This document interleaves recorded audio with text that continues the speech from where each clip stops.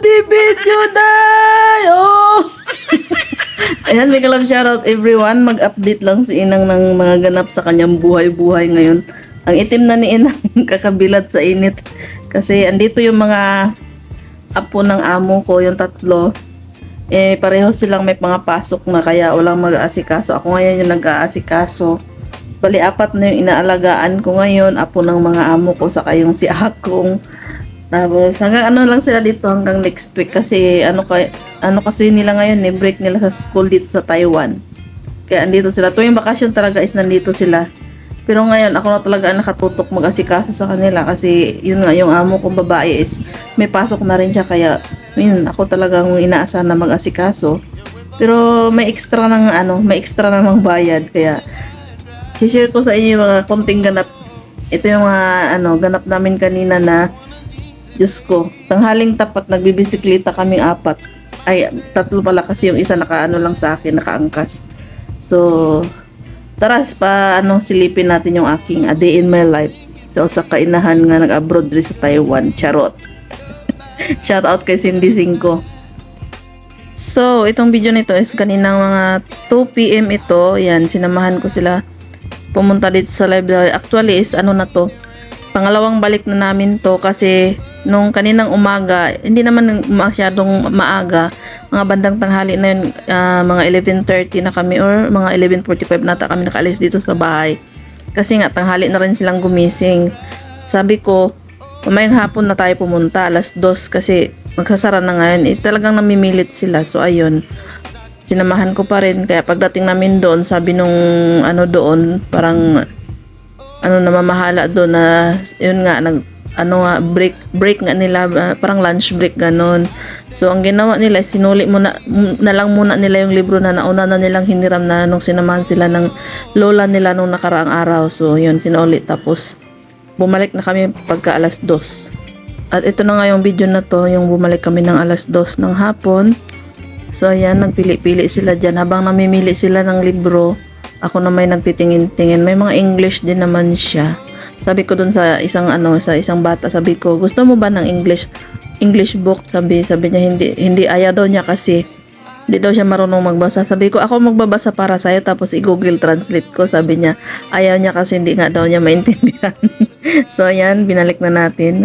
Nag-iikot-ikot lang din naman habang naghihintay ako sa kanila na mamili ng libro nila. Yun, isa ito sa mga gandang dito sa Taiwan guys kasi yung public library nila is napaka accessible. Parang may mga card lang na dadala yung mga bata tapos papakita lang nila dun sa librarian.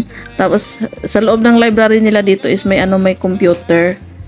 Ewan ko kung may parang may ini-scan pa sila. Ewan ko kung libre ba no binabayaran. Hindi ko lang natanong yung mga bata. So ayan, namili sila dyan, takbo-takbo. Ang laki ng library na to guys. Hanggang 3rd floor ata sa pagkakaalam ko.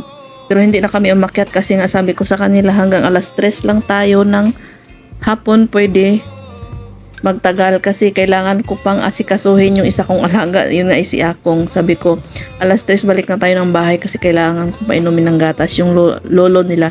Si Akong pala is lolo sa tuhod or great grandfather. Bali Bali papa ng lolo din, pinakalolo nila. So ayun, lolo ng papa nila, ganun ang gulo, diba? Sana naintindihan nyo. So ayan, takbo-takbo sila dyan, pili-pili pa daw sila ng libro. Sabi ko, sige, pili lang kayo dyan. At ako'y walang pakialam dyan sa pinipili nyo kasi hindi ko naman maintindihan yung nakasulat.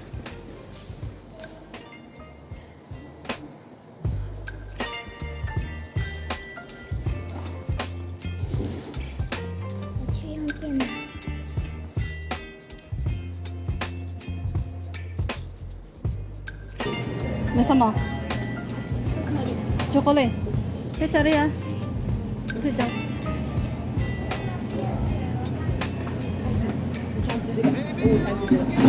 那个真的它比较便宜啊。这个这个。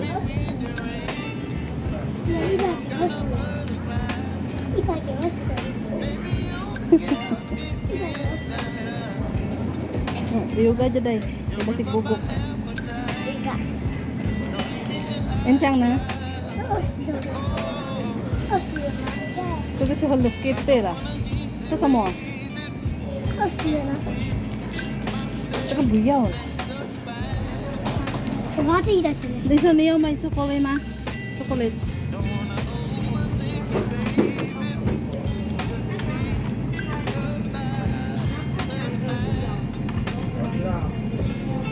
Chugla Okay.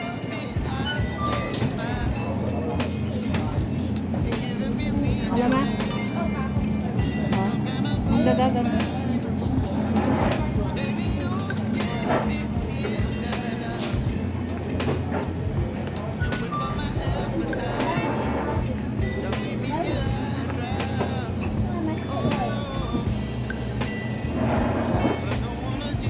Niyo may sama. So,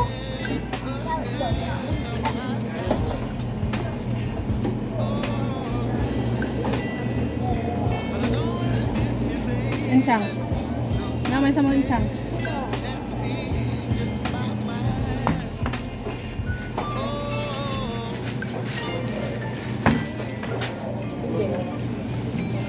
Lagi ba? Thank you.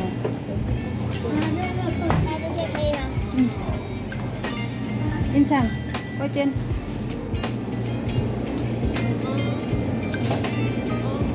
Nhớ mai sao mỏng. Này cha má. Ôi tiền à. Chắc là đi biểu. Có tiền. Bây giờ phải vô này. Nhớ mai chắc à. Có tiền. Đây. Wait. Ha. tôi chỉ Cho.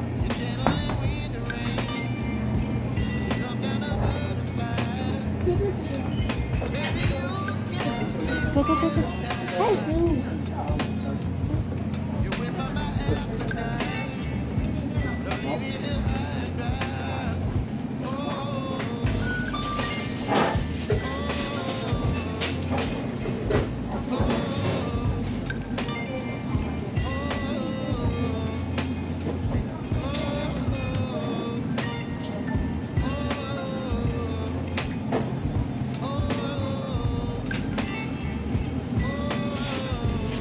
At so ayun na nga, nakapamili sila sa 7-Eleven gamit ang perang binigay sa kanila ng kanilang auntie na lola or yung lola nila na kapatid ng lolo nila yon. Tapos minsan pag sinasama ko sila nagagamit ko rin yung sarili kong pera. Pero okay lang kasi binibigyan din naman ako ng amo ko ng mga extra kagaya ng ano binigyan niya ako ng gift certificate doon sa ano grocery na malapit dito. Ayun, parang ano lang, natutuwa din naman ako kasi mababait silang bata. Yung kahit nagjujumbagan sila magkakapatid pag nag-aasaran sila. Ano naman sila, marespeto sila sa akin. Saka, ano sila, yung talagang humihingi pa sila ng signal kung pwede ba nilang bilhin yung yun, pwede ba silang bumili ng ganun. Kaya minsan, na ano din ako, pinagbibigyan ko sila. So, hanggang dito na lang muna. At saka, see you next time sa mga vlog ko. Tagal ko nang hindi nag-upload dito sa channel ko. Thank you pa sa mga kaibigan ko na nandyan pa rin nakasupport sa akin. Alam niyo na kung sino kaya. Maraming salamat. Goodbye. But my appetite, don't leave me here high and dry.